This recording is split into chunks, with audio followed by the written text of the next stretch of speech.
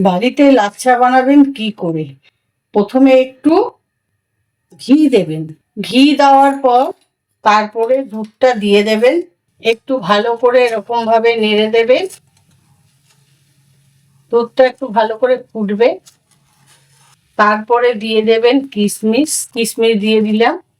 তারপরে কাজু দিয়ে দিলাম। আমি যেহেতু চিনি দিই না, আমরা মিশ্রি খাই, সেই জন্য আমি মিশ্রি দিলাম। আপনারা চিনি খেলে আপনারা চিনি দিয়ে খাবেন। একটু এরকম ভাবে নাড়াচাড়া করে যাতে মিশ্রিটা গলে যায়। এবার আমি লাচ্ছাগুলো দিয়ে দেবো।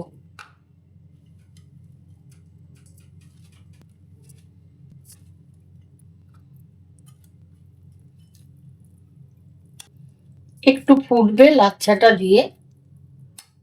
এবার আমি পেস্তাটা দিয়ে দেবো। আমার হয়ে গেছে, এটা লাচ্ছা হয়ে গেছে। এবার আমি একটু এলাচ গুঁড়ো দিয়ে নামিয়ে ফেলবো।